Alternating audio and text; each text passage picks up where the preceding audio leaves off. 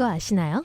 인간의 발 각각에는 신경말단 72,000개와 똑바로 서서 걸을 수 있도록 도와주는 뼈 26개가 들어있습니다. 또한 발에는 매일 약 300ml의 땀을 내는 땀샘이 25만 개나 있습니다. 으액! 발뼈는 우리가 21살이 될 때까지 계속해서 발달하고 성장합니다. 하지만 나이가 들면 발의 혈액순환이 예전처럼 순조롭지 않기 때문에 발을 아늑하고 따뜻하게 해주면 발 건강에 도움이 될 수도 있습니다. 발을 관리하는 가장 쉬운 방법 중 하나는 고추를 사용하는 거예요. 모든 고추에는 캡사이신이라는 성분이 들어있는데요.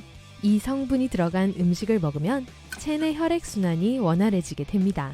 그러니까 가장 좋아하는 음식에 고추를 넣는 것은 발을 포함해 몸 전체를 따뜻하게 해주는 최고의 천연요법입니다. 더운 여름날에는 매운 음식을 멀리해야 하는 이유기도 하죠. 캡사이신이 피부에 닿으면 혈관은 확장되고 혈액순환이 원활해지며 온기를 전달합니다. 열은 시간이 지날수록 점차 높아지는데요. 어떤 경우에는 이러한 체온 증가가 즉시 일어날 수 있습니다. 이 꿀팁은 특히 혹한기에 유용할 거예요. 겨울 동안 발을 따뜻하게 하기 위해 온갖 방법을 다 써봤지만 도움이 되지 않았다면 이 방법을 사용해보세요. 고춧가루를 발바닥이나 양말에 뿌리고 발끝까지 문지르는 겁니다. 간단한 방법이지만 수면의 질을 향상시키는데 도움을 줄 수 있습니다. 하지만 양 조절을 잘해야 해요.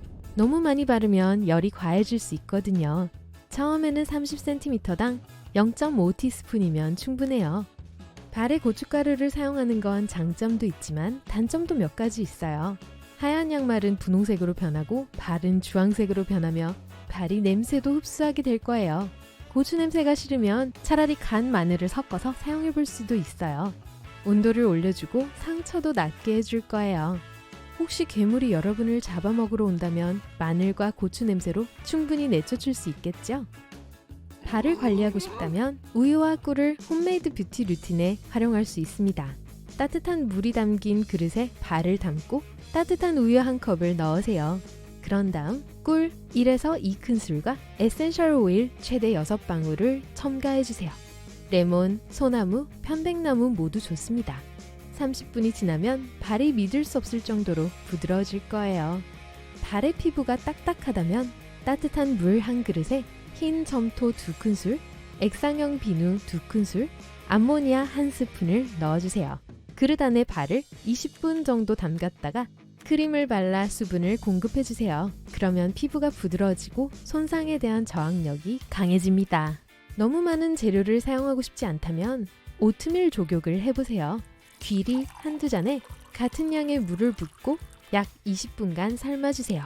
다음으로 뜨거운 물과 귀리를 잘 저어주시고 발을 20분 동안 담가주세요. 오트밀은 피부를 부드럽게 하고 건조한 피부를 갈아내기 전에 준비하는 데 도움을 줄 거예요. 전분도 갈라짐을 방지하고 발을 부드럽게 해주는 비슷한 작용을 해줄 수 있어요. 따뜻한 물 한 그릇에 전분을 한 숟가락 듬뿍 넣어주세요. 이 트리트먼트는 몸의 긴장이 풀리게 도움을 주기 때문에 자기 전에 하기를 추천해요. 최초의 신발은 약 4만 년 전에 발명되었습니다. 인간은 아주 오랫동안 신발을 완벽히 만들기 위해 노력해왔지만 그럼에도 아직 완벽한 신발 한 켤레를 만들지 못했어요. 요즘에도 신발을 신으면 발이 까지고 굳은 살이 생기잖아요. 발바닥에 굳은 살이 생기는 것은 움직일 때 온몸에 압력을 받기 때문이에요. 보통 하루 동안 우리의 발은 대략 아프리카 코끼리 2마리가 올라온 것과도 같은 압력을 받습니다. 그리고 하이힐을 신으면 이 압력이 75% 증가하죠. 만약 아프리카 코끼리가 하이힐을 신고 있는 모습을 실제로 보셨다면 여러분에게 문제가 있는 걸 수도 있겠어요. 요즘은 하이힐이 여성용 신발로 여겨지지만 처음에는 페르시아 남성들 사이에서 인기가 많았습니다. 전사들이 좀 더 남성적으로 보이기 위해 전쟁터에서 하이힐을 신었고 이후엔 곧 여성들이 이 유행을 따르게 되었습니다. 굳은 살은 마찰이나 압력에 의해 두꺼워진 피부에 불과합니다. 대부분의 경우 집에서 치료할 수 있어요. 하지만 하루 종일 발을 자극하는 불편한 신발을 신었다면 강황도 통증을 덜어주고 회복 속도를 높여줄 수 있을 거예요. 강황 반죽을 만들기 위해서는 강황가루 1큰술과 꿀 1 혹은 1.5큰술을 섞어주세요. 반죽이 되직해지면 굳은 살에 받쳐주세요. 반죽이 잘 마를 수 있도록 공기에 노출시킨 후 헹궈내주세요. 이 반죽을 하루에 2번 사용해주세요. 강황에는 며칠 안에 굳은 살을 낫게 해주는 치유 능력과 항균 기능이 있습니다. 집에서 할 수 있는 스파 트리트먼트로 팩과 조경만 있는 건 아니에요. 주방에 있는 물건으로 발을 마사지할 수도 있어요. 플라스틱 병에 뜨거운 물을 채우고 병을 바닥에 놓고 발로 굴리면서 근육이 이완되는 느낌이 들 때까지 가볍게 눌러주세요. 테니스공, 딱딱한 사과, 양파로도 같은 마사지를 할 수 있어요. 이 운동은 신경계를 이완시켜주고 평발을 예방해줄 거예요. 걷느라 발이 피곤해졌다면 차가운 숟가락으로 마사지를 할 수도 있어요. 얼음에 숟가락을 넣고 차가워질 때까지 기다렸다가 숟가락 뒷면으로 발바닥을 따라 밀어주세요. 정기적인 페디큐어는 불필요하고 추가적인 것이라 생각할 수 있지만 실제로 남성과 여성 모두에게 건강상 이점을 가져다 줄 수 있습니다. 발 마사지는 혈액순환을 좋게 해주고 전문적인 손톱 관리와 손질은 내성 발톱 같은 문제를 예방해 줍니다. 그리고 발가락을 내려다보면 깔끔하고 아름다워 보이잖아요. 따뜻한 나라의 많은 네일 살롱에서는 페디큐어의 일환으로 수백 마리의 물고기가 든 특별한 수족관을 사용합니다. 가라속이라고 하는 이 물고기는 이빨이 없고 사람의 발에 건조한 피부를 청소하는데 안성맞춤인 입을 가지고 있어요. 이들은 물속을 헤엄쳐 다니며 작은 진공청소기처럼 각질을 먹어치웁니다. 하지만 영국이나 미국의 일부 지역에서는 이런 트리트먼트를 비윤리적인 것으로 간주해 금지를 했습니다. 또한 고객마다 물고기를 소독할 수 없기 때문에 감염의 위험이 높아집니다. 따라서 이런 서비스를 받기 전에는 매니저에게 이 트리트먼트가 합법적인지 확인하는 서류를 요청하는 게 좋을 거예요. 만약 집에서 발톱 관리를 하고 싶으시다면 내성 발톱을 예방하기 위해 발톱을 똑바로 깎으셔야 해요. 발톱 자극과 염증도 예방해주죠. 발톱을 너무 길게 기르면 여러 가지 문제가 생길 위험이 높아지므로 최소한 6주에서 8주마다 손톱을 깎아보세요. 발이 왜 이렇게 간지럼을 잘 타는지 궁금해 보신 적이 있으신가요? 그건 발에 수십만 개의 신경이 가득 차 있기 때문이에요. 간지럼에 대한 반응은 사람마다 다를 수 있지만 어떤 사람들은 다른 사람들보다 발에 더 간지럼을 잘 타기도 합니다. 과학자들은 이 특성이 유전자와 관련이 있다고 생각해요. 또한 발의 간지러움은 행복감을 일으키고 불안감을 줄여주기 때문에 건강에도 유익하다고 주장하죠. 하지만 세상의 모든 사람이 발을 관리하거나 발을 즐겁게 관찰하는 건 아니에요. 어떤 사람들은 발 공포증이라는 독특한 이상 증세를 가지고 있습니다. 발을 보면 극심한 혐오감, 비이성적인 두려움, 심지어는 걷잡을 수 없는 분노가 일어나는 거예요. 발 공포증이 있는 사람들은 발 사진, 발에 대한 대화, 심지어는 발에 대한 글을 읽으면서도 기분이 나빠질 수 있어요. 어떤 경우에 발 공포증이 있는 사람들은 자신의 발을 만지거나 양말을 신거나 다리를 씻을 때 어려움을 겪을 수도 있습니다. 과학자들은 이 공포증의 근원은 모르지만 전문적인 치료를 받으면 환자들이 불안감을 줄이는 데 도움을 받을 수 있다고 합니다.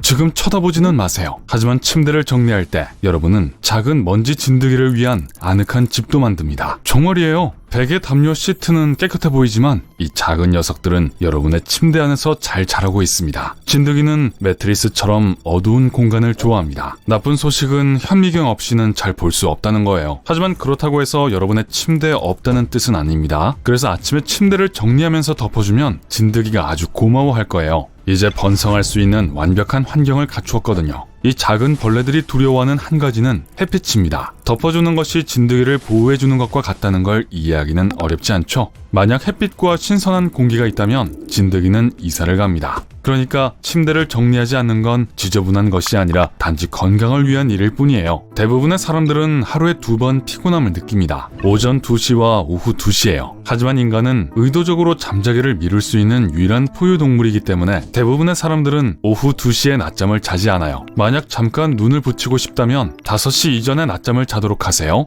그렇지 않으면 나중에 잠들기가 정말 힘들어지고 밤을 새우게 될지도 몰라요. 최고의 수면은 밤에 잠을 자는 것이지만 만약 낮 동안 잠을 안 자고 견딜 수가 없다면 20분 이하로 알람 시계를 맞추세요. 졸음을 극복하는 또 다른 방법은 짧은 산책을 하는 것입니다. 얼음물 한 잔도 잠을 금방 깨울 수 있어요.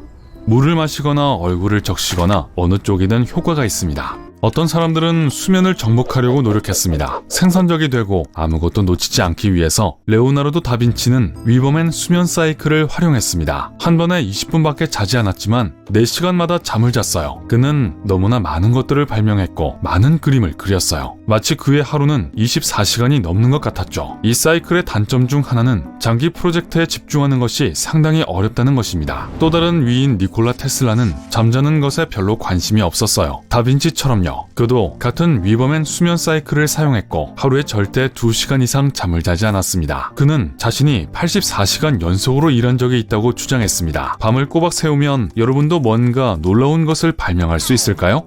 글쎄요. 잠들기 전에 최소 2시간 동안은 블루라이트를 피해야 한다는 것은 사실입니다. TV, 노트북, 스마트폰과 같은 대부분의 전자기기들을 의미해요. 블루라이트는 뇌를 속여서 아직 낮이라고 생각하게 만들고 그래서 잠을 잘 자지 못하게 합니다. 피드를 스크롤하지 않고 잠이 들 수 없다면 블루라이트를 차단하는 앱을 다운로드하거나 설정을 확인해보세요. 대부분의 랩톱에서도 비슷한 작업을 수행할 수 있습니다. 하루 종일 이런 모드를 켜둘 수도 있어요. 눈이 매우 고마워할 거예요. 잠들기 전에 단 것을 먹고 싶은 건 여러분만이 아니에요.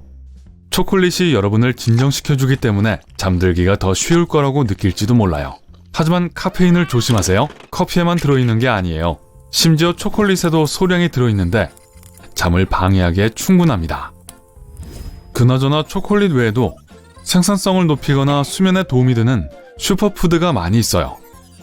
예를 들어 대부분의 베리 종류는 산화 방지제가 들어있어서 운동 능력의 개선과 기억력에 놀라운 효과가 있습니다. 베리의 색이 진할수록 더 많은 산화 방지제가 들어있어요. 블루베리는 훌륭한 선택입니다. 언제 먹느냐가 매우 중요합니다. 잠자기 전 적어도 1시간 동안은 음식을 피하는 것이 좋습니다. 특히 8시간 동안 연속으로 누워있기 전에 과식을 하면 소화기관에 큰 부담이 될 수 있어요. 저녁에 음식을 먹고 싶다면 건강에 좋은 간단한 간식을 선택하세요. 우유, 치즈처럼요. 그리고 아침 식사로 주로 먹는 음식을 저녁 식사로 먹으면 더 빨리 잠이 들고 싶은 사람에게 큰 도움이 됩니다. 바나나, 달걀, 토스트 모두 단백질과 탄수화물이 풍부해요. 이것들은 긴장을 풀고 잠드는 데 도움을 줄 수 있어요. 아점이 아니라 아저라고 해야겠네요.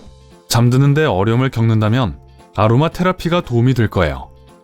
라벤더, 페퍼민트, 그리고 장미꽃잎과 같은 에센셜 오일은 특히 수면에 좋습니다. 감귤 향을 좋아한다면 레몬과 오렌지를 섞으세요. 종이 한 장에 몇 방울을 떨어뜨리거나 아로마 램프에 추가하세요. 이 오일은 매우 강하다는 걸 명심하세요. 만약 밤에 부정적인 생각을 하는 경향이 있고 그래서 잠이 오지 않는다면 잠자리에 들기 전에 창의적인 글쓰기나 일기쓰기를 해보세요. 우울한 분위기를 없애는 데 도움이 될 거예요. 마음이 차분할 때 숙면을 취할 수 있어요.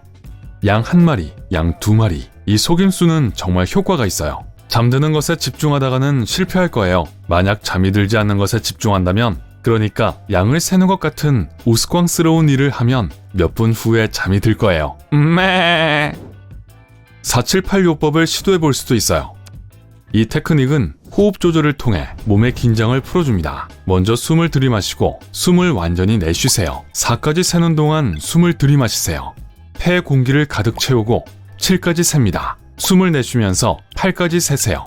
그것을 몇 번 반복하세요. 몸은 산소와 이산화탄소를 조절하고 이완 반응을 유발합니다. 그러면 정말 빨리 잠이 들고 밤새도록 잠이 깨지 않을 거예요.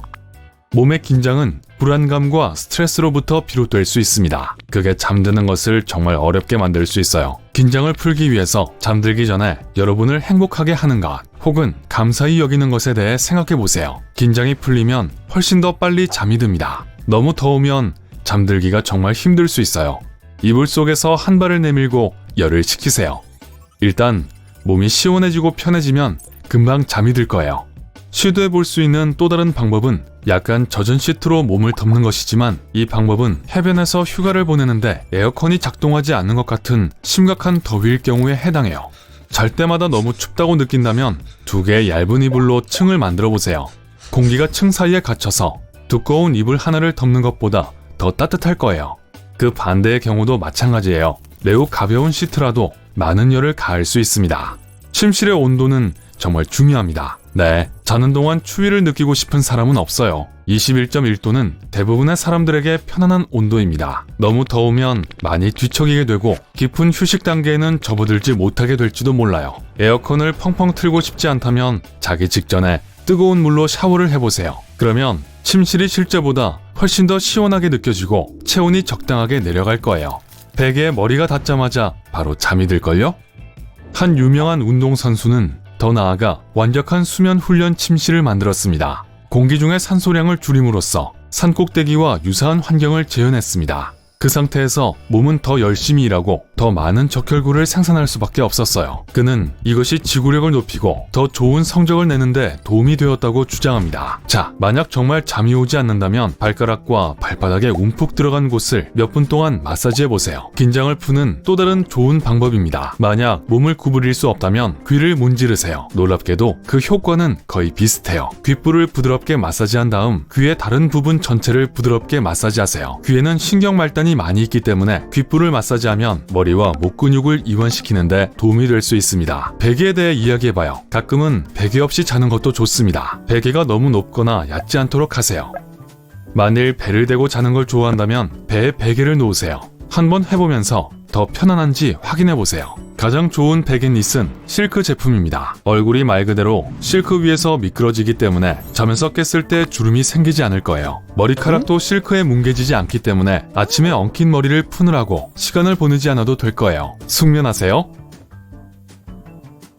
현관문으로 나와 차에 타세요. 달리 방도가 없네요. 잡다하게 할 일이 있지만 재미가 없으니까요. 식료품이 필요해요. 휴지와 오렌지 몇 개만 있으면 되는데 근데 어쩌다가 식료품 네 봉지를 들고 가게를 나왔네요. 가끔 이런 일이 생기죠. 트렁크에 넣어야 해요. 아, 잠깐 가득 찼네요. 기부하려 했던 오래된 물건들이 많이 있어요. 뒷좌석에 식료품을 던져놓을 것도 아니에요. 뒤집힐 수도 있잖아요. 해결책은 이거예요. 고리 몇 개를 가지고 와서 머리바지를 조금만 위로 들어 올리세요. 이제 그 금속에 고리를 걸 수 있는 공간이 생길 거예요. 이제 고리에 가방을 거세요. 완벽해요. 오, 마음에 드나요? 좋아요. 운전자로서의 삶을 좀 더 쉽게 만들어줄 꿀팁 몇 가지를 소개해드릴게요. 기분 나쁠 만큼 더운 날이 있던 여름을 기억하시나요? 항상 손에 마실 것 한 잔 있었으면 했던 날들이요. 오늘이 그런 날인가 봐요. 가게에서 병따기가 필요한 그런 콜라를 샀어요. 아, 그러고 보니 문제는 병따기가 없다는 거죠. 조바심 내지 마세요. 안전벨트에 금속으로 된 부분이 보이시죠? 여러분을 안전하게 지켜주지만 딱 병따기 모양이기도 해요. 쉬워요. 아직도 주변에 오래된 DVD 케이스를 갖고 있나요? 먼지 털어내면 멋진 자동차 스테레오 커버를 만들 수 있어요. 알려드릴게요. 가위를 잡고 가장자리를 잘라내세요. 잘라서 평평하고 거의 종이 같은 커버를 만든다고 생각하세요. 나머지는 쉬워요. 직접 만든 커버를 들고 차로 가서 남은 부분을 자르고 스테레오 시스템 밑에 놓아서 빠지지 않게 하세요. 그런 다음 닫기만 하면 됩니다. 깔끔하게 잘 관리되고 게다가 아무도 나쁜 생각을 하지 않을 거예요. 운전하러 나왔는데 핸드폰 거치대를 집에 두고 왔네요. 미치겠다. GPS를 써야 할 수도 있고 전화를 걸거나 최신 브이로그에 올릴 저 운전하는 것 좀 보아요 를 녹화해야 할 수도 있잖아요. 그래서 급한 대로 어떻게라도 좀 해야겠어요. 좌석 밑에 손을 뻗어서 고무줄 몇 개를 꺼내보세요. 그냥 이유 없이 떨어져 있던 것들 말이에요. 밑에 아무것도 없다고요? 글러브 박스를 확인해보세요. 찾았다. 이제 한두 개의 고무줄을 통풍구에 단단히 감싼 다음 폰을 가운데에 밀어 넣으세요. 제대로 했다면 위기에 닥쳤을 때 사용할 수 있는 셀프폰 거치대가 생기죠. 제대로 안 됐다면 현대 미술품이 되었을 테지만요. 운전면허증을 딴 지 얼마 안 됐거나 새 차라서 그 느낌에 익숙치 않다면 새 차를 이해하기 위해 사용할 수 있는 간단한 팁들이 있어요. 플라스틱 병을 차 앞에 두세요. 그리고 나서 앞뒤로 병 위를 운전해보세요. 이렇게 하면 바퀴가 정확히 어디에 있는지 그리고 자동차 앞부분이 얼마나 큰지를 느낄 수 있어요. 좋아요? 왠지 숨겨왔던 예술적 열정이 있는 것 같지만 재능이 없을까봐 두려우신가요? 여러분에게 필요한 것은 완벽한 예술 파트너예요. 바로 자동차죠. 작은 페인트병 몇 개를 가지고 와서 바로 차도에 일렬로 세우세요. 그런 다음 바로 앞에 빈 캔버스를 세우세요. 커다란 반지 조각, 쭉 당긴 침대 시트 또는 멋진 흰 종이를 사용할 수 있어요. 이제 재밌는 부분이에요. 다시 차에 타서 시동 걸고 그 위로 운전하는 거예요. 이러면 캔버스 위로 페인트를 튀기고 독특하고 추상적인 예술을 창조해낼 거예요. 축하해요. 공식적으로 아티스트가 되었네요. 국토를 횡단할 때 가장 큰 적은 무거운 눈꺼풀일 거예요. 계속 아래로 처지잖아요. 계속 졸리다면 다음 여행 갈 때는 에어 매트리스를 챙기세요. 운전 중에 조금 졸린가요? 안전한 곳에 차를 세우고 뒷좌석에 에어 매트리스를 설치해서 기력 회복을 위해 잠깐 낮잠을 자세요. 개운한 기분으로 다시 길을 떠날 준비가 되거든요. 머리를 쉬게 하고 싶을 때를 대비해서 심지어 매트리스를 뒤에 놔둬도 됩니다. 만약 친구와 함께 여행하고 있다면 긴 여행 동안 친구도 졸릴 수 있어요. 이건 좀 더 쉬워요. 폭신폭신한 안전벨트 커버를 하나 차에 설치하세요. 여러분의 부조종사는 고개를 옆으로 기울여 낮잠을 잘 수 있어요. 코나 골지 않길 바라야죠. 길에서 봐야 할 걸 정확하게 보여주기엔 거울이 작을 수 있어요. 사각지대는 성가실 수 있고 차선 바꿀 때마다 목을 돌린다고 목이 아플 수 있어요. 새롭게 개선된 180도 거울로 계속해서 예민한 부엉이 흉내를 낼 필요가 없어질 거예요.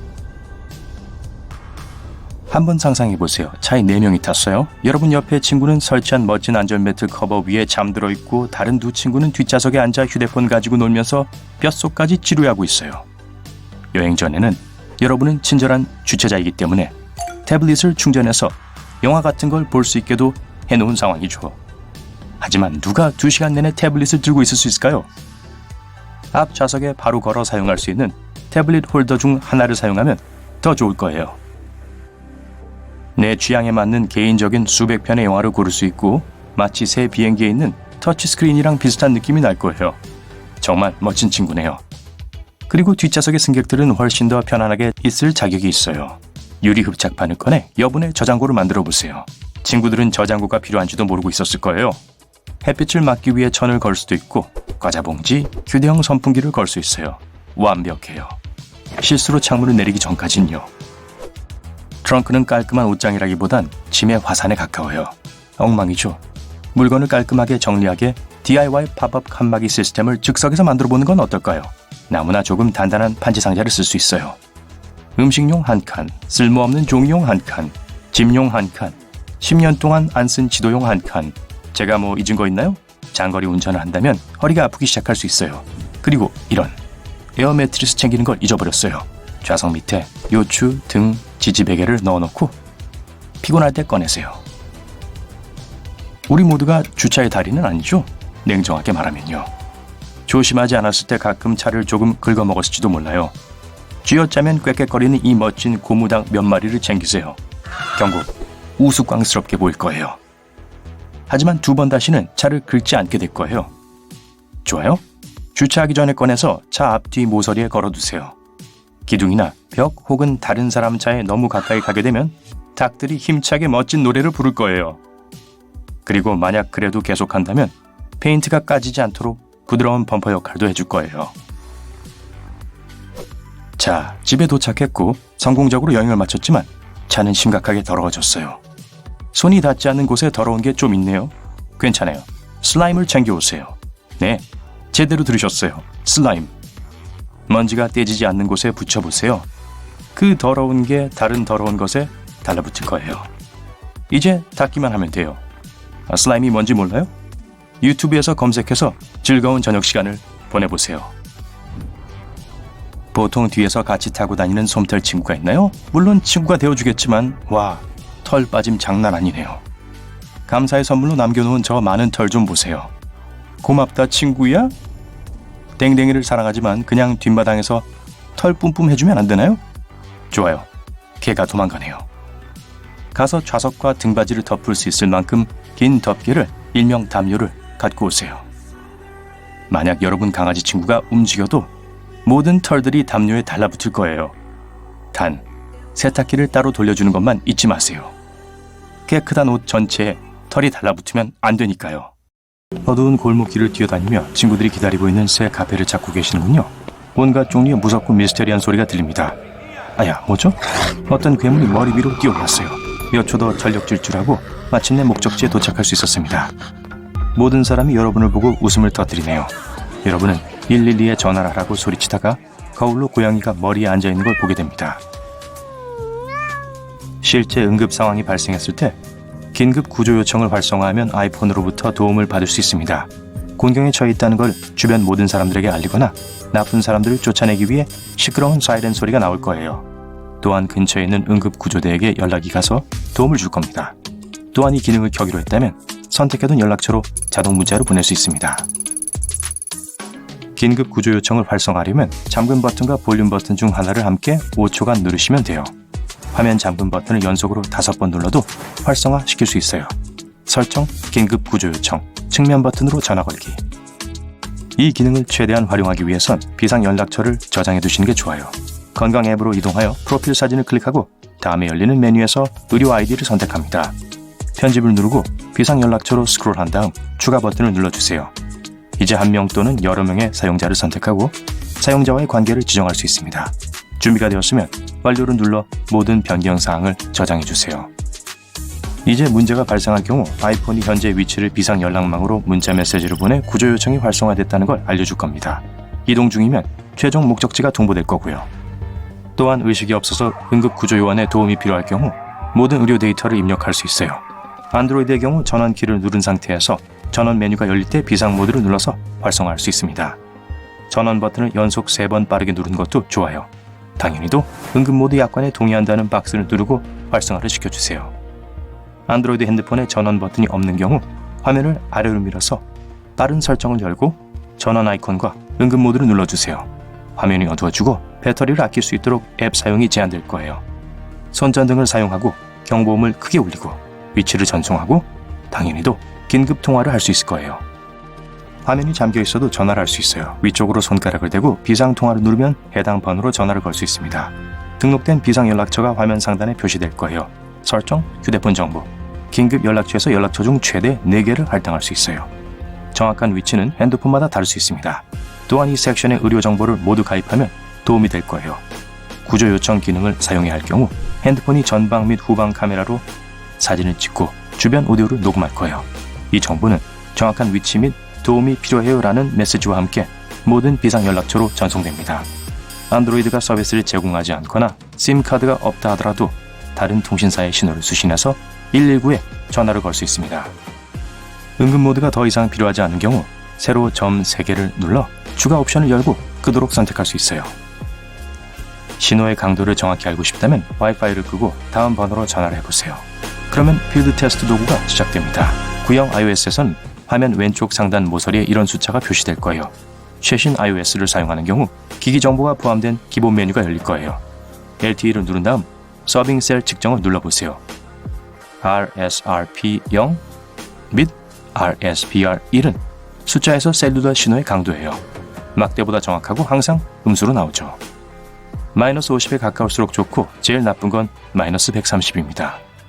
안드로이드에선 설정, 추가 옵션 또는 추가 설정에서 확인할 수 있습니다. 핸드폰 정보를 열고 모바일 네트워크로 이동한 다음 신호 강도를 눌러보세요. 이런 메뉴가 없으면 네트워크 유형 또는 심 상태를 누를 수 있습니다. 배터리가 부족하더라도 비상시에는 절대 전화기를 끄지 마세요. 계속 켜두면 응급구조대가 GPS 서비스를 통해 여러분에게 연락하고 찾을 수 있습니다. 어떤 이유로든 비상 모드로 전환하고 싶지 않지만 배터리를 더 오래 유지하려면 화면 밝기를 줄이고 최소한의 시간 후 화면이 자동으로 꺼지도록 설정하세요. 진동, 와이파이, 블루투스, 데이터 로밍을 끄고 정말 필요한 앱 외에는 실행하지 마세요. 그리고 백그라운드 앱을 하나씩 종료하지 마세요. 이렇게 하면 더 많은 배터리를 사용하게 되거든요. 안전하지 않은 곳에 친구나 동료가 없이 가고 있다면 왓츠앱에서 실시간 위치 공유 기능을 사용하실 수 있습니다.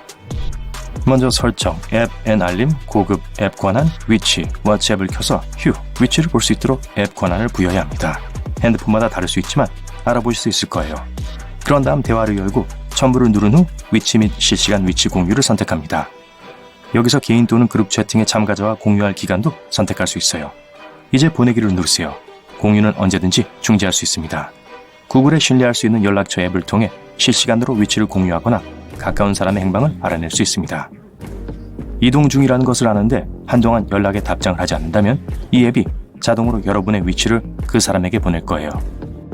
여행을 가거나 낯선 장소를 갈 때는 오프라인 지도를 다운로드하세요. 낯선 지역에 있거나 신호가 잘 잡히지 않거나 아예 잡히지 않을 경우에 도움을 받을 수 있을 거예요.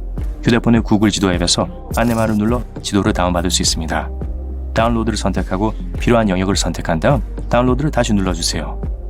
아이폰에서 4자리 또는 6자리 암호 대신 암호를 사용해보세요. 설정, 터치 ID 또는 페이스 ID 앤 암호 변경해서 이를 설정할 수 있어요.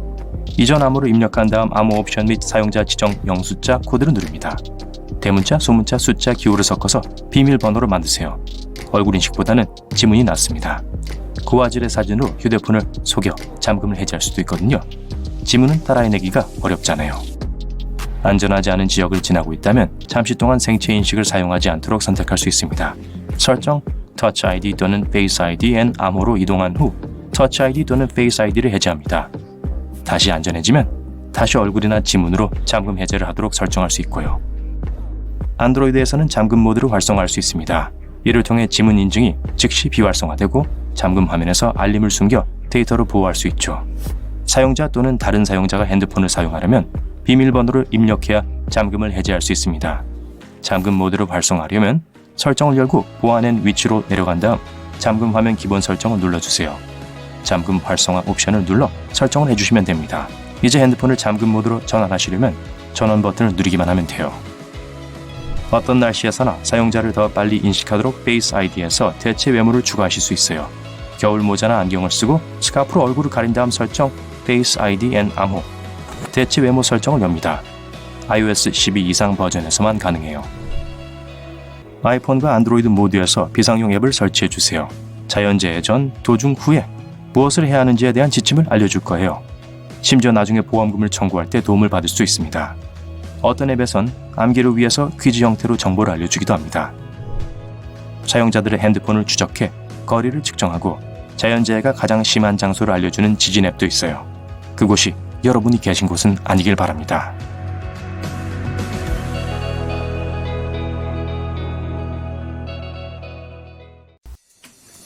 사람에 대해 알 수 있는 첫 번째 것은 걸음걸이에요. 걸음이 빠르고 자신있게 고개를 들고 있는 사람들은 집중력이 좋으며 문제 해결 능력이 뛰어나요. 만약 머리를 높이 들고 어깨는 뒤로 하고 가슴을 앞으로 내밀고 걷는다면 그들은 사교적인 사람들이에요. 이런 사람들은 다른 사람들과 시간 보내는 걸 좋아하고 그들의 공감을 즐기죠. 또한 쉽게 지루해하고 도전을 좋아하죠. 만약 보통 속도로 걸으면서 편안해 보인다면 그러면 그들은 여유 있는 사람이에요. 침착하고 자기 자신보다 다른 사람에게 더 집중하는 경향이 있죠. 또 쉽게 영향을 받아요. 중간 속도의 걸음걸이지만 자신있게 성큼성큼 걷는다면 매우 협조적이며 남의 말을 잘 들어주는 사람입니다. 그들은 충실하고 다른 사람들에게 조금 의존하죠. 천천히 걸으며 고개를 숙이고 있는 사람은 내성적이며 수줍어할 가능성이 높아요. 만약 팔짱을 끼고 있다면 그들은 아마 상처받기 쉽고 혼자 있기를 좋아할 겁니다. 자, 여기 한 가지 요령이 있어요. 만약 어딘가 걸어 들어갈 때 특히 중요한 비즈니스 미팅일 때 자신감 있어 보이고 싶다면 항상 여러분의 바디 랭귀지를 확인하세요. 그걸 항상 확실히 기억하기 위해서 출입구 기법을 쓸 수 있어요. 뭔가 예를 들어 출입구 같은 것을 정신적 지주로 쓰세요. 출입구를 지나갈 때마다 바디 랭귀지를 확인하라고 스스로 알려주세요. 똑바로 걷는지 고개를 들고 있는지 그리고 다른 사소한 일에도 주의를 기울이세요. 어떤 출입구든지 지나갈 때마다 그렇게 하세요. 나중에 출입구가 여러분의 자연스러운 기폭차가 될 것이고 거길 지나갈 때마다 자동으로 자세를 교정하게 될 거예요. 좋아요. 다시 단서들로 돌아갈게요. 그 사람의 옷차림새에 주의를 기울여 보세요. 여러분은 아마 자신의 스타일이나 분위기가 아닌 옷은 입지 않을 것이고 다른 사람들도 마찬가지일 거예요. 캐주얼하게 입는 사람들은 성격이 느긋하고 편안함을 중요시하며 다른 사람을 감동시킬 필요를 느끼지 않으며 자신의 그대로의 모습을 선호해요. 화려한 무늬의 옷을 입는 사람들은 창의적이고 입는 것을 통해 자신을 표현하는 걸 좋아해요. 디자이너 의상을 입으면서 로고를 보여주길 좋아하는 사람들은 자신들의 지위를 과시하는 걸 좋아해요. 작업복을 입은 사람들은 대부분 직업과 직장에서의 성취를 통해 스스로를 가치 있게 여기는 워커홀릭들이에요. 정장을 입고 격식을 갖춘 옷을 입은 사람들은 세련되고 적극적이에요. 스포츠웨어를 입은 사람들은 자신감이 있어요. 중성적인 옷을 입은 사람들은 닫혀있고 자신에게 주의가 끌리는 걸 좋아하지 않으며 배후에 있는 걸 선호하죠. 심지어 신발의 선택도 여러분에게 뭔가를 이야기해 줄 수 있어요. 한 연구에서 사람들에게 사람들의 부츠 사진들을 보여주고 그 신발을 소유한 주인이 어떤 성격을 갖고 있을지 묘사하라고 했죠. 놀랍게도 묘사가 꽤 정확했어요. 그래서 편안한 신발을 신는 사람들은 쾌활한 사람들이에요. 신발이 새 거거나 완벽한 상태의 사람들은 집착하고 불안해해요. 앵클 부츠 애호가들은 강요가 심해요. 만약 어떤 사람이 가방을 갖고 있다면 그걸 어떻게 들고 있는지 주목하세요. 만약 몸 앞에 바짝 붙여 있다면 그들은 신중하고 수줍음을 타는 사람들이에요. 이제 악수로 가볼게요. 이건 사회적 의식일 뿐만 아니라 그 사람에 대한 첫인상을 얻는 방법이기도 해요. 지배적 악수는 한 사람이 자신의 손바닥을 아래로 향하게 한 채 여러분의 손 위로 자신의 손을 뒤집어 내미는 거예요. 이 지배적인 사람은 여기서 누가 더 강한지 보여주려고 하는 거죠. 그들은 다른 사람들을 통제하는 걸 좋아하고 타인의 의견을 고려하는 걸 좋아하지 않으며 가끔 약간 강압적일 수 있어요. 순종적 악수는 반대의 상황으로 그 사람의 손바닥이 위로 향하면서 여러분의 손이 그 사람의 손을 덮을 때예요. 이건 이 사람이 자신이 없다는 걸 의미하고 여러분이 원한다면 쉽게 그들을 지배할 수 있어요. 또 다른 것은 손을 거의 흔들지 않는 헐렁한 악수예요. 이 악수는 여러분만이 한 것처럼 보이는 일방적인 악수죠. 이 악수는 약함과 무관심을 의미해요. 또 양손 악수도 있어요. 이건 보통 한 사람이 다른 사람 손등에 두 번째 손을 올려놓으면서 양손을 다 쓰는 경우예요. 이런 유형은 상대방의 우세를 받아들이지만 상의는 하자고 하는 것이죠. 찬찬히 의논하고 대화하기를 좋아하는 솔직하고 개방적인 사람들에게 전형적이에요. 하지만 두 번째 손이 상대방 손등이 아니라 위에 있다면 그건 자기 방어의 한 방법으로 불신을 드러내고 있는 거예요. 두 번째 손을 사용하는 또 다른 방법은 상대방을 만지는 거예요. 그래서 이런 사람들은 악수를 하면서 여러분의 등이나 팔 또는 다른 곳을 자유로운 손으로 만지죠. 이건 이 사람은 친구가 필요하며 그들의 삶의 의사소통이 부족하다는 걸 보여줘요. 이제 눈 마주침으로 가볼게요. 상대방에게 말을 하는 동안 그들의 눈에 주목하세요. 눈 마주치는 걸 유지하는 사람은 열려있는 사람이에요. 여러분이 말하는 것에 관심이 있으며 또 관심을 기울이고 있어요. 눈을 자꾸 피하는 사람은 다소 긴장하고 불편해하고 있어요. 또는 그냥 수줍어하는 것일 수도 있어요. 부끄러움이 많은 사람들은 그걸 침해하는 걸로 느껴서 오랫동안 눈을 마주치지 못해요. 만약 눈을 엄청 많이 깜빡인다면 괴로워하고 있다는 거예요. 그리고 눈을 가늘게 뜨고 있다면 여러분을 의심하고 별로 믿지 않고 있다는 거예요. 사람이 식당, 호텔, 소매상 또는 음식 서비스 등 서비스 분야에 일하는 사람들을 어떻게 대하는지 주목하세요. 서비스 직원은 손님에게 친절해야 하지만 고객들은 그 태도 그대로 화답하지 않아도 되죠. 이런 경우 고객이 힘이 있는 위치에 있게 되죠. 그러니 이 힘을 가졌을 때 어떻게 행동하는지 주목하세요. 친절하게 하는지 또는 좋은 사람의 의무가 없을 때 사람들을 푸대접을 하는 걸 선택하는지 보세요. 권력은 사람의 진정한 인격을 드러내줘요. 만약 어떤 사람이 여러분에겐 잘해주는 것처럼 보이지만 레스토랑에서 웨이터에게 무례하다면 그 사람은 믿을 만한 사람이 아니에요. 전체적으로 그 사람이 얼마나 공손한지 또한 그들의 정체성을 보여주는 좋은 지표예요. 네, 만약 부탁합니다. 그리고 고맙습니다 라는 말을 알고 사용한다면 그 사람은 사력 있고 이해심이 많고 다른 사람들을 존중하는 좋은 사람임에 틀림없어요. 그리고 다른 사람들에게 무례하다면 특히 낮은 사회적 지위를 갖고 있는 사람들에게 그런다면 그들은 과한 특권의식을 가지고 있는 건데 간단히 말해서 무례한 거죠. 흥미롭게도 동물들이 사람에게 반응하는 방식 또한 그들의 성격에 대해 많은 걸 알려줘요. 동물들은 외모, 사고방식 또는 교육 수준으로 누군가를 판단하지 않아요. 그래서 사람들보다 훨씬 더 실수하기가 쉬워요. 동물들은 통제하기 훨씬 더 어려운 사람들의 분위기, 바디 랭귀지, 그리고 얼굴 표정을 바탕으로 의견을 도출해내요. 어떤 사람들은 동물들에게 육감이 있어서 그 사람이 좋은 사람인지 나쁜 사람인지 냄새를 맡을 수 있다고 믿어요. 그러니까 동물들이 누군가를 좋아한다면 그 사람은 좋은 사람임에 틀림없다는 거죠. 상대방의 독서 취향에 주의를 기울여보세요. 고전 문학을 즐기는 사람은 감정이입을 잘하며 타인을 깊이 알아가는 걸 좋아해요. 판타지 소설을 좋아하는 사람들은 현실에서 벗어나길 좋아하고 가끔 이 세상 밖에 있는 진정한 몽상가들이죠. 역사 소설을 좋아하는 사람들은 아주 작은 디테일에도 관심을 기울이는 완벽주의자예요. 그리고 공포 소설 독자들은 모험심이 강하고 항상 아드레날린을 좀 찾는 사람들이죠. 스마트폰을 항상 확인하는 사람들은 아마 정서적으로 불안정할 거예요. 폰을 확인하는 것이 그들에겐 기분을 복돋우는 하나의 방법이죠. 그럴 만한 이유가 없는데도 항상 다투는 사람은 자아도취적이며 자기중심적인 사람이에요. 하지만 만약 누군가가 이유가 있어서 논쟁을 하고 또 조심스럽게 논쟁을 취한다면 단순히 그들은 좋은 토론을 하는 걸 좋아한다는 의미예요. 만약 누가 빨리 먹는다면 높은 수준의 불안감을 갖고 있다는 걸 의미할 수 있어요. 아니면 극장표가 있는데 늦은 걸 수도 있고요. 또 사람이 컵을 들고 마실 때 어딜 쳐다보는지 잘 보세요. 컵 안을 들여다보는 사람은 자신의 감정과 느낌을 끊임없이 되새기는 이상주의적이면서 내성적인 사람이에요. 컵 밖을 쳐다보는 사람들은 되게 외향적이며 근심 걱정 없고 사람을 믿지만 쉽게 영향을 받을 수 있는 사람이에요.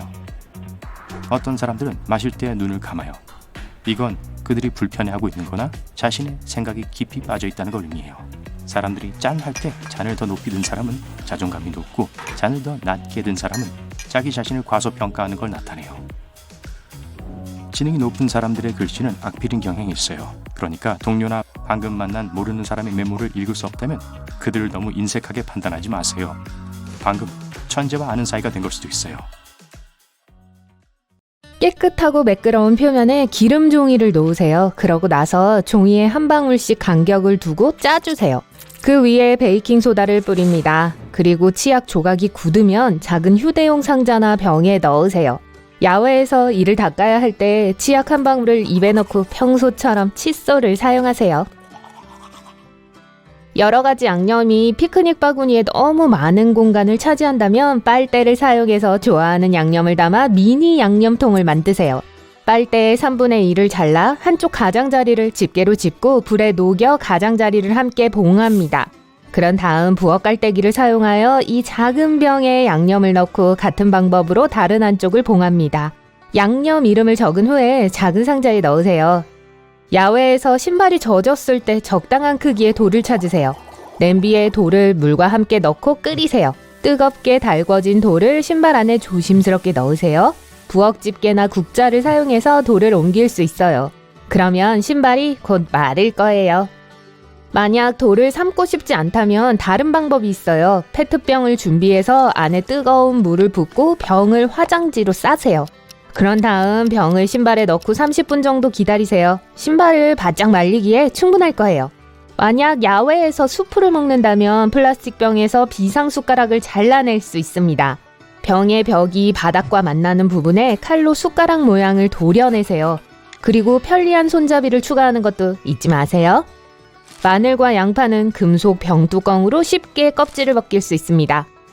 금속 뚜껑 얘기가 나와서 말인데 결혼 반지, 금속 숟가락 또는 다른 병을 사용하여 병을 열 수 있습니다. 낚시하러 갔는데 칼을 집에 두고 왔다고요? 당근으로 생선의 껍질을 벗기세요.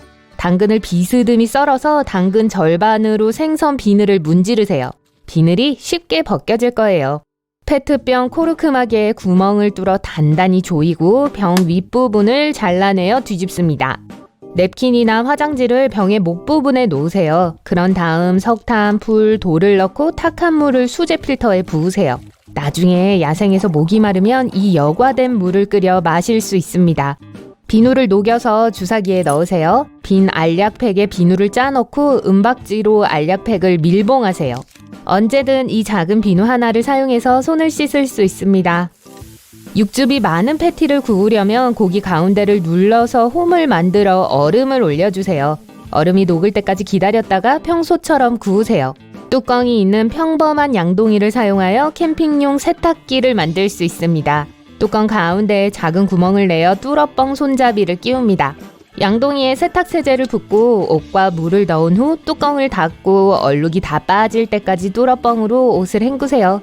만약 옷에 붙은 껌이 떨어지지 않거든 얼음 조각을 그 위에 올려놓으세요. 그러면 껌이 쉽게 떨어질 거예요. 또한 옷을 냉동실에 잠시 넣었다가 껌을 떼낼 수도 있습니다. 세제병은 보통 캠핑에 가져가기엔 너무 큽니다. 얇은 종이 한 장에 세제를 골고루 펴바릅니다. 종이를 네모난 작은 조각으로 잘라서 방수 상자에 넣으세요. 설거지를 해야 할 때 젖은 스폰지를 그 위에 올려놓으세요. 숲을 걷는 동안 손가락 너비 정도의 나뭇가지를 모으세요. 나뭇가지를 집으로 가져와서 씻은 후에 같은 크기의 조각으로 자르세요. 그것들을 그릇에 담고 핫글루를 사용해서 그릇 모양으로 붙입니다. 스타일리시한 여러분만의 수제 과일 쟁반이 준비되었습니다. 병뚜껑이 그렇게 쉽게 열리지 않는다면 이 꿀팁을 사용해보세요. 뚜껑을 접착 테이프로 감쌉니다. 그런 다음 부드럽게 당기면 열립니다. 만약 주전자에 때가 많이 끼었으면 물을 붓고 레몬 조각을 안에 넣으세요. 물을 끓이세요. 그런 다음 주전자를 씻으면 때가 없어질 거예요. 낚싯대가 없는데 야생에서 배가 고플 때를 대비해서 물고기를 잡는 다른 방법을 시도해보세요. 큰 빈 페트병의 윗부분을 잘라내고 뒤집으세요. 병 주둥이의 양쪽을 밧줄로 묶으세요. 라면 조각을 약간 으깨서 병 안에 넣으세요. 그 병을 강물에 던지세요. 이 덫이 분명히 물고기를 유인할 거예요. 바람이 부는 날씨에도 절대 꺼지지 않는 성냥을 만드세요. 성냥을 냅킨으로 싸서 녹인 왁스에 담그세요. 마를 때까지 기다리세요. 그러면 짜잔! 꺼지지 않는 성냥이 만들어집니다. 평범한 면도기를 사용해서 초콜릿을 부셔서 아이스크림이나 커피에 넣을 수 있어요. 짝수의 빈 병을 준비해서 가장 좋아하는 색으로 칠하세요. 나무 판자 표면 양쪽에 병을 접착제로 붙입니다. 그리고 판자 옆면에는 손잡이로 밧줄을 달아줍니다. 캠핑용 식기 보관함이 새로 준비되었습니다. 머리카락의 질소는 영양분을 촉진합니다. 매일 빠지는 머리카락을 화분에 넣으면 식물을 더 튼튼하고 건강하게 자라게 할 거예요. 베이킹 접시에 라면을 여러 개 넣고 두툼하게 치즈로 덮은 다음 라면 스프를 그 위에 뿌려줍니다. 그리고 케첩을 붓고 페퍼로니나 버섯 같은 다른 토핑들을 면 사이사이에 부으세요. 치즈를 조금 더 넣고 치즈가 녹을 때까지 구우세요. 정말 맛있는 국수가 준비됩니다. 라면은 또한 훌륭한 불쏘시개입니다. 깨끗한 일회용 종이컵에 바늘로 장식용 구멍을 만듭니다. 그런 다음 칼을 사용하여 바닥에 작은 십자가 모양으로 자르고 컵을 램프 벨트에 올려놓습니다. 여러분만의 독특한 램프 벨트가 준비될 때까지 다른 컵에도 반복하세요. 컵을 램프 벨트에 놓기 전에 좋아하는 색으로 칠할 수도 있습니다. 달걀 용기는 소스를 저장하는 데 사용될 수 있습니다. 장미 뿌리를 꿀에 담그세요. 그리고 감자 안에 뿌리를 넣고 가지를 잘라냅니다. 이 감자를 화분에 심으세요. 이렇게 하면 화분에 자신만의 장미를 직접 기를 수 있어요. 치약과 칫솔로 신발을 닦으세요. 그러면 신발은 치아만큼 하얗게 될 거예요. 훌라후프와 욕실 커튼을 사용하여 숲속 어디에든 욕실을 만들 수 있습니다. 훌라후프에 고리로 커튼을 부착하고 끈으로 나무를 묶습니다. 이 팁을 사용하여 임시 탈의실을 만들 수도 있어요. 만약 하이킹에 테이프를 통째로 가지고 싶지 않다면 필요한 양을 라이터에 감으세요. 그리고 필요할 때 한 조각씩 잘라 쓰세요. 무거운 소파를 옮겨야 한다면 소파 다리 아래에 바나나 껍질을 두세요. 가구는 바닥에서 쉽게 미끄러질 거예요. 도시락을 먹은 후에 많은 기름이 도시락 표면에 남아있어요. 설거지를 더 쉽게 하려면 도시락에 약간의 세제를 짜넣고 기름 종이와 물을 넣고 도시락을 덮은 후에 흔들어주세요. 그리고 물로 헹구면 됩니다. 도시락이 순식간에 깨끗해질 거예요. 만약 슬리퍼가 급하게 필요한데 가진 게 소다 2병밖에 없다면 그걸 납작하게 눌러서 라벨 밑에 발을 넣으세요. 스타일리시한 슬리퍼가 완성됐어요. 깡통을 이용해서 촛대나 요리를 위한 미니 스토브를 만들 수 있습니다. 깡통에 세로로 칼집을 하나 만들고 위와 바닥에 2개의 칼집을 냅니다. 양쪽을 문처럼 열어서 안에 초를 넣습니다. 만약 음식을 요리할 필요가 있다면 작은 막대기 한 다발을 병 안에 넣고 불을 붙이세요. 그런 다음 병 위에 냄비를 올리고 식사가 준비될 때까지 새 막대기로 계속 불을 지핍니다. 스웨터 밑에 마른 잎을 넣으세요. 그러면 여러분을 따뜻하게 하는 데 도움이 될 거예요. 불을 붙이기 위한 더 두꺼운 성냥을 만들려면 5개의 성냥을 실을 이용해서 한 묶음으로 단단하게 묶습니다. 그런 다음 성냥을 녹인 왁스에 담그세요. 왁스가 굳을 때까지 기다렸다가 성냥을 상자에 넣으세요. 배낭이나 텐트의 지퍼가 잘 미끄러지지 않아 지퍼를 잠그기 어렵다면 초를 사용하면 됩니다. 초를 들고 지퍼의 전체 길이를 따라 문지르세요. 토요일 날 보자. 전화를 끊자. 올해 마지막 가족 전체 모임까지 이틀 남았다는 걸 깨닫습니다. 쇼핑 목록이 준비되었으니 동네에서 가장 큰 슈퍼마켓으로 향해요. 여러분은 목록에 있는 것들을 하나씩 따라가며 필요한 모든 것들을 최대한 빨리 집어듭니다. 카트에는 과일, 야채, 유제품, 고기, 생선, 빵이 가득해요. 잘했어요. 1시간 후 여러분은 집에 돌아와 할머니에게 자랑스럽게 쇼핑백을 건네줍니다. 할머니는 물건을 하나씩 꺼낼 때마다 점점 눈살을 더 찌푸리시네요. 실은 여러분이 고른 생선과 고기는 전혀 신선하지 않았고 그 바나나와 야채들도 토요일까지는 못 버틸 겁니다. 할머니가 이 곤란한 상황들을 해결해 주실 거라고 하시네요.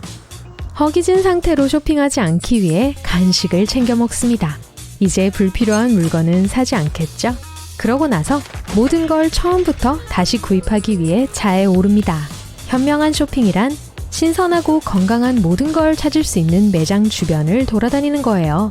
과일, 채소, 유제품, 고기, 그리고 생선을요. 보통 중앙 통로는 정크푸드 예약 자리예요. 그래서 그걸 모두 건너뛰기로 결심하죠. 여러분의 첫 번째 정거장은 농산물 코너입니다. 할머니는 여러분에게 여기서 시간을 제일 많이 보내라고 했어요. 그리고 점심시간 전에 도착해서 다행입니다. 대부분의 식료품점은 문을 막 열었을 때나 저녁 늦게 문을 닫기 전에 신선한 농산물이 들어와요. 포장된 토마토를 집으려는데 할머니가 말리시네요. 미리 포장된 과일과 채소는 대부분 더 비쌉니다. 게다가 각각의 물건을 확인할 수 없게 만들죠. 잘 익은 토마토는 익지 않은 토마토보다 무게가 2배나 나갈 수 있어요. 매끄럽고 탱탱한 껍질이 있고 토마토 특유의 향이 나야 합니다. 안 돼요. 그 불쌍하게 먹는 건 카트에 넣지 마세요. 농산물에 있는 멍은 박테리아에게는 완벽한 번식지예요.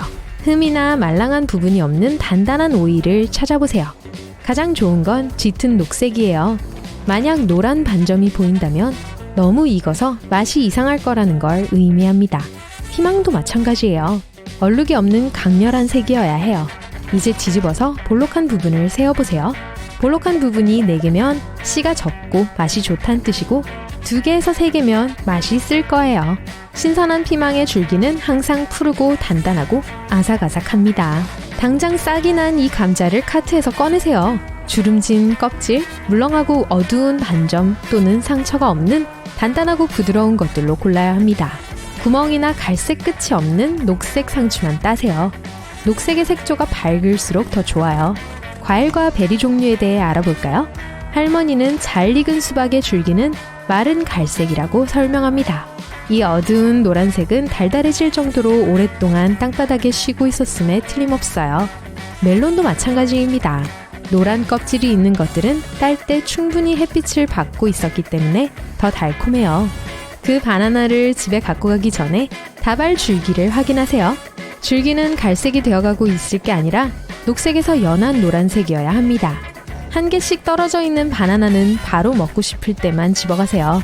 다발로 있을 때 오래갑니다.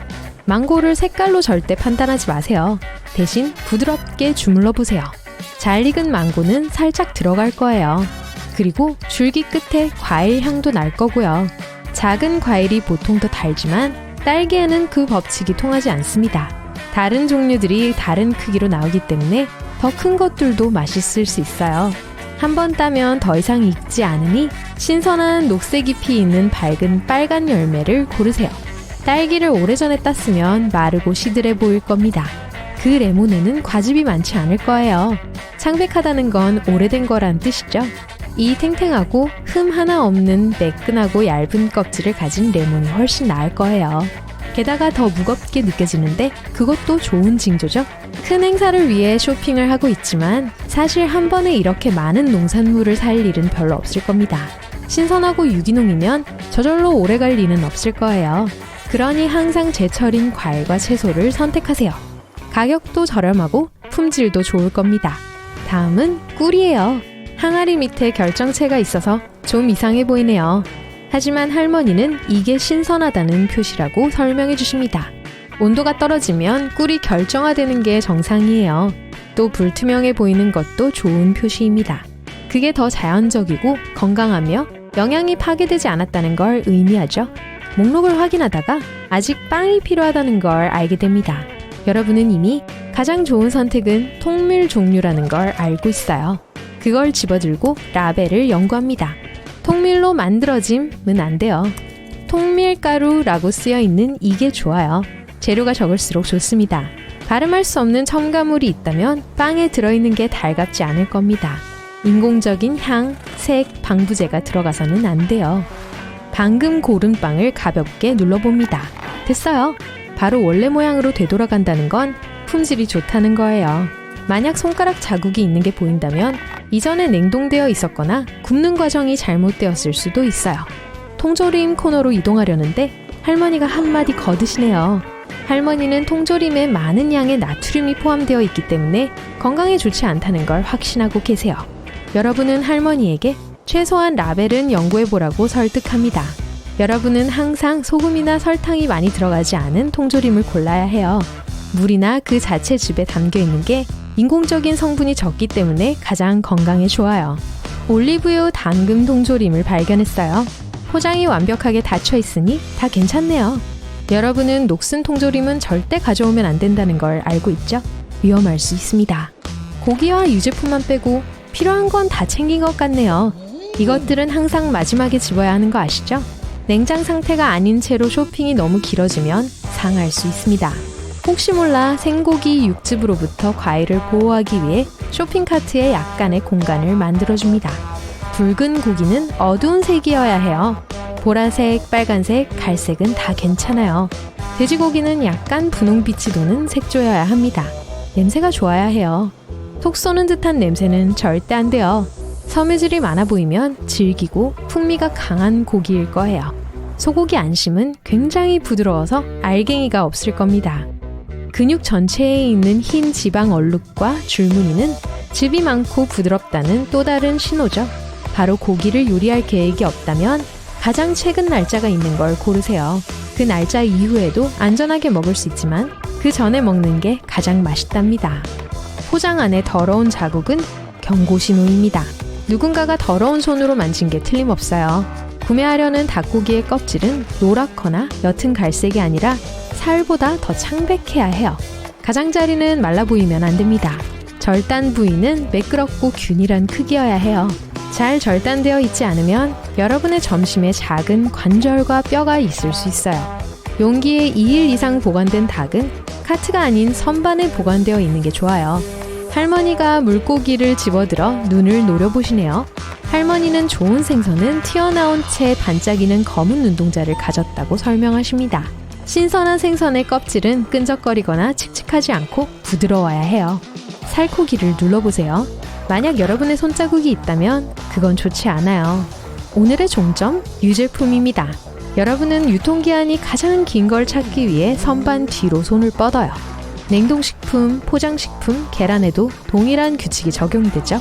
진열대 담당자는 오래된 아이템 뒤에 새로운 아이템을 넣어요. 할머니는 저온 살균된 우유를 선택하라고 추천합니다. 오늘 여러분의 카트에는 미가공품은 없을 거예요. 우유가 저온 살균 과정을 거치면 질병을 일으키는 박테리아와 싸우기 위해 가열되죠. 제품의 영양가가 떨어지진 않으니 그건 걱정 마세요. 최고의 요구르트를 고를 때 라벨에 주의를 기울이세요. 거기에 글자가 더 많을수록 더 좋아요. 3가지 기본 요소만 있어도 효과가 있어요. 나머지는 필요 없는 방부제나 설탕일 수 있습니다. 살아있는 활동적인 유산균이 재료 목록에 있는지 꼭 확인하세요. 치즈 사는 것도 잊지 마세요. 근데 이건 말고요. 리코타, 크림치즈, 염소치즈 또는 조각난 치즈와 같은 부드러운 종류에는 곰팡이가 없어야 합니다. 곰팡이가 쉽게 침투할 수 있어요. 딱딱한 치즈에는 곰팡이가 피어도 괜찮습니다. 주변 부분을 조심스럽게 잘라 먹으면 돼요. 와, 쇼핑이 끝났습니다. 이제 집에 가서 요리할 시간이에요. 물건을 옮기는데 문이 계속 닫히면 정말 짜증나죠. 그러니까 대신 고무밴드가 빗장 위로 지나가게 해서 문의 양쪽 손잡이를 묶어주세요. 그러면 빗장이 튀어나오지 않고 문이 닫히지 않을 거예요. 침대 시트가 완전히 말랐는지 확인하시려면 거울을 밑에 두세요. 5분 정도 놔두었는데 거울에 김이 서린다면 시트가 아직 축축하다는 뜻입니다. 습한 침구는 해로운 곰팡이의 번식지가 될 수 있습니다. 열쇠 끝을 각각 다른 색의 매니큐어로 칠하면 어떤 열쇠가 어떤 것인지 쉽게 구별할 수 있습니다. 오일이나 샐러드 드레싱을 적당량 붓기 위해서는 호일 마개를 완전히 제거하지 말고 구멍을 몇 개 뚫어보세요. 이렇게 하면 많은 양이 빠르게 빠져나가는 것을 방지할 수 있습니다. 반창고가 손가락에서 미끄러지지 않게 하려면 양쪽을 세로로 잘라주세요. 이렇게 하면 일자 밴드가 4개로 갈라져서 고정하기가 훨씬 쉬워집니다. 만약 공중 화장실에 들어갔는데 시트 아래에 끼워져 있는 빨간색 플라스틱 컵을 봤다면 다른 칸으로 들어가는 게 좋을 거예요. 이 칸에 화장지가 없다는 뜻이거든요. 화장지 심을 이 빨간 컵 대신 쓰기도 하는데요. 의미는 같습니다. 화장실 얘기를 계속 해보죠. 거의 모든 공중 화장실은 바닥과 문 사이에 틈이 있습니다. 사생활이 존중되지 못하는 것 같지만 이건 사생활과 편안함의 수준을 최소화하기 위해서입니다. 그래야 사람들이 오래 머물지 않고 줄이 금방 줄겠죠. 또한 어떤 응급 상황이 발생했을 때 안전할 수 있고 청소도 더 쉽습니다. 음료수를 냉장고에 넣는 걸 잊으셨다고요? 젖은 키친타올에 감아서 냉동실에 넣어보세요. 15분 후면 음료가 얼음처럼 차가워질 겁니다. 지갑을 멤버십 카드로 채우는 대신 사진을 찍어보세요. 바코드 하나와 전면 사진을 찍으면 어떤 카드인지 알 수 있습니다. 그런 다음 매장을 방문하게 됐을 때 휴대폰에 바코드를 스캔하여 포인트를 적립해보세요. 만약 뭔가를 보기 위해 휴대폰을 사용하고 있는데 기대둔 휴대폰이 자꾸 떨어져서 지치셨다고요? 그러면 선글라스를 사용해보세요. 그냥 선글라스를 거꾸로 놓고 귀에 거는 다리를 휴대폰을 고정하는 데 사용하실 수 있습니다. 만약 다음에 슈퍼마켓에 갈 때 카트에 넣을 동전이 없다면 대신 열쇠를 사용할 수 있어요.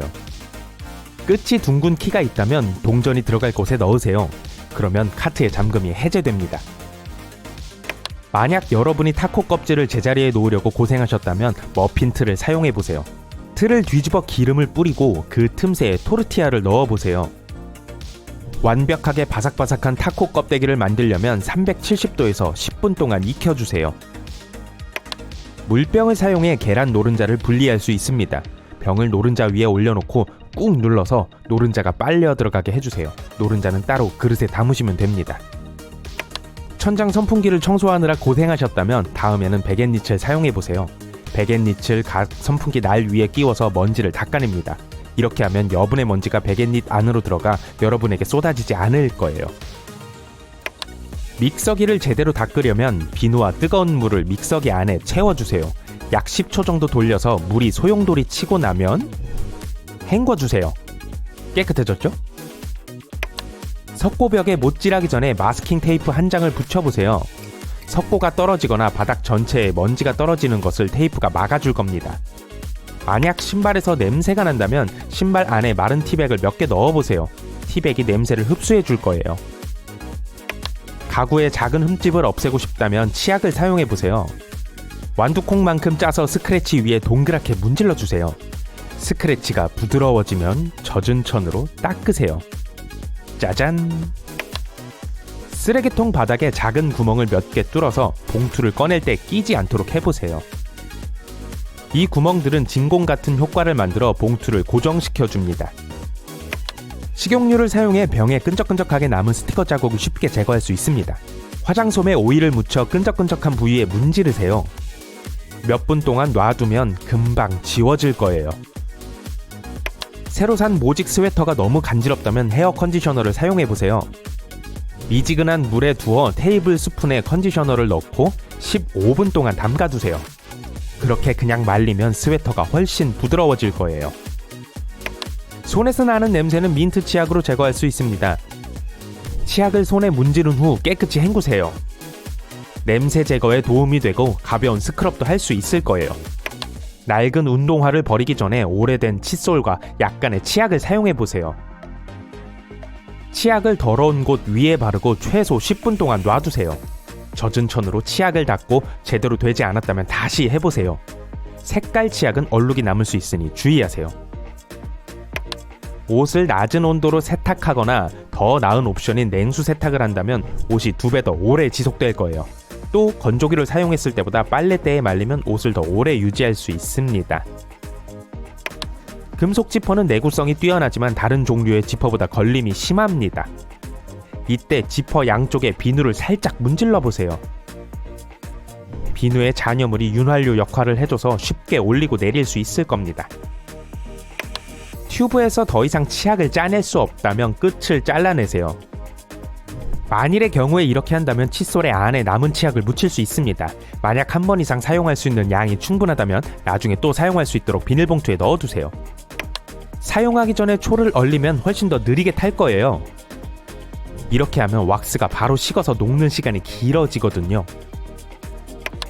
화장솜 한 팩에는 끈이 달려있기 때문에 고리나 홀더에 걸 수 있습니다. 그리고 다시 열고 조일 필요도 없어요. 팩의 아래쪽을 보세요. 구멍이 뚫린 선이 있습니다. 여길 찢으면 화장솜을 뽑을 수가 있어요. 만약 닌텐도 카트리지 맛을 본 적이 있다면 한 가지를 아실 겁니다. 네, 맛이 역겹고 입안에 쓴 뒷맛을 남기죠. 이 카트리지에는 가장 역겨운 맛 중 하나로 알려진 벤조산 데나토늄이 발라져 있어요. 사실 이 맛은 일종의 숨겨진 기능이에요. 사람들이 카트리지를 먹지 않게 막아주는 거죠.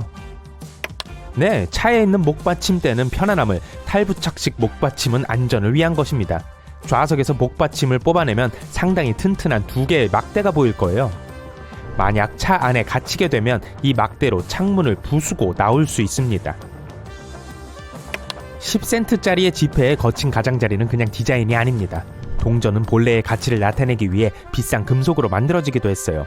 사람들은 동전의 가장자리를 깎고 깎은 동전을 사용하고 또 가장자리를 녹여 새로운 동전을 만들곤 했습니다.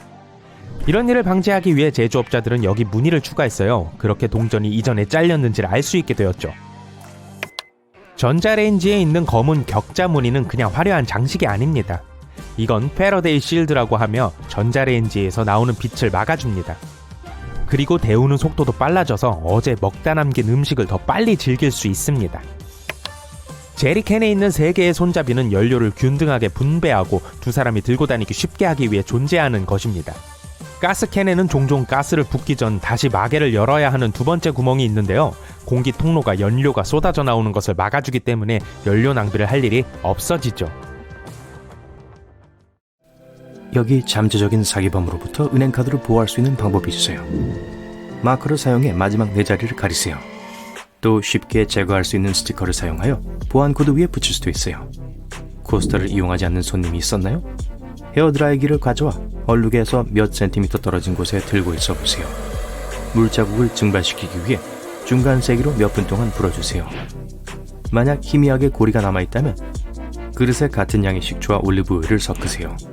표시된 부위를 닦고 얼룩이 사라질 때까지 문지른 다음 닦아내세요. 냄비 바닥에 탄 얼룩을 문지르는데 시간 낭비하지 마세요. 대신 물을 채우고 소금 3큰술을 넣으세요. 소금이 탄 자국을 녹이도록 밤새도록 놔두고 아침에 냄비에 물을 따라내세요. 이렇게 하면 기름때를 모두 닦아내는 게 훨씬 더 쉬울 거예요. 이걸 상상해보세요. 여러분은 휴가 중인데 셔츠가 짐 속에서 모두 구겨졌어요. 오늘 밤이 필요한데 호텔에 다리미가 없어요. 당황하지 마세요. 셔츠를 욕실에 걸어두세요. 그리고 여러분이 뜨거운 샤워에서 긴장을 푸는 동안 열과 습기가 셔츠의 주름을 펴줄 거예요. 완벽하지는 않겠지만 힘 안 들이고도 훨씬 나아질 거예요.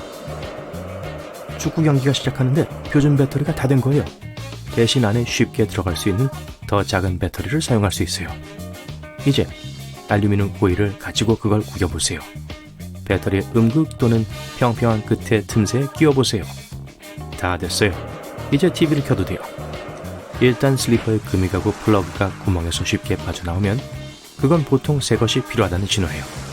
하지만 이것의 주행거리를 연장할 수 있는 방법이 있어요.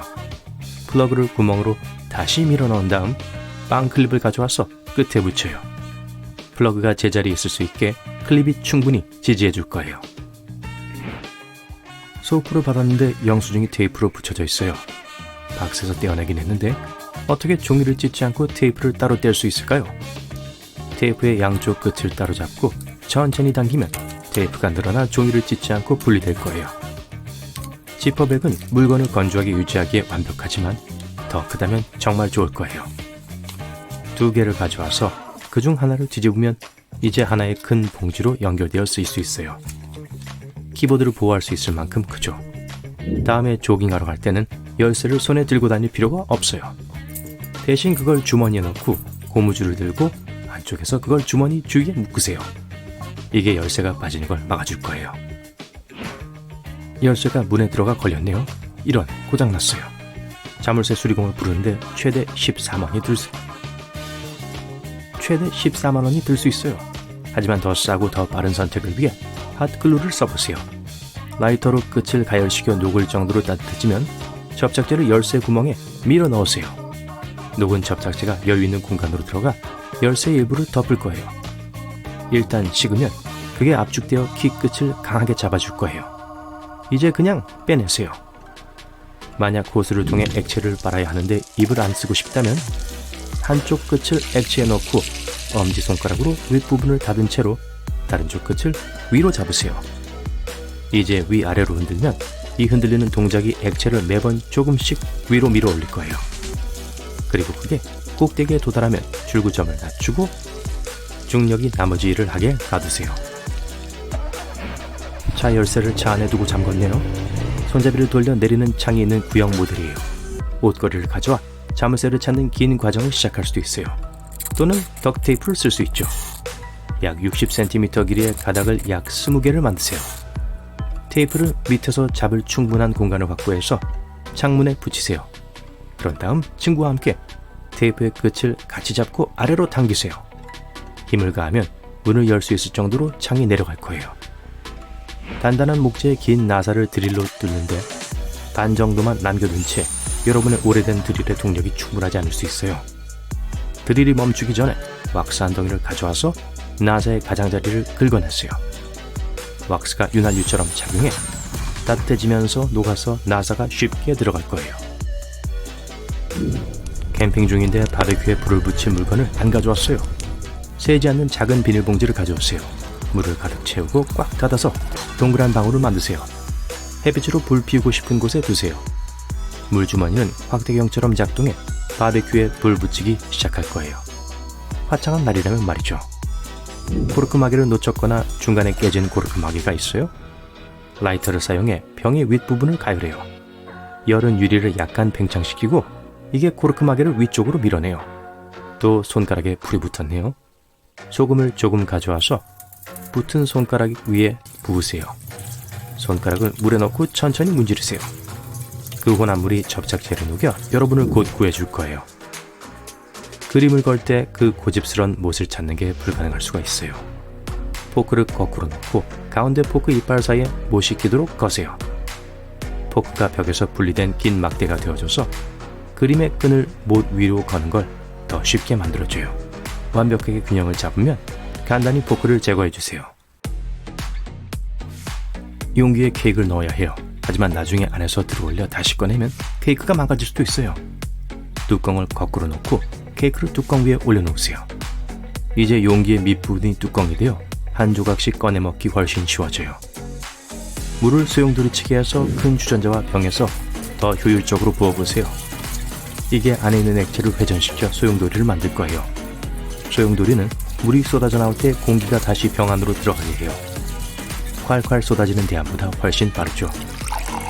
삶은 달걀에서 달걀 껍질을 제거하는 게 더 쉽고 덜 지저분한 방법이 있어요.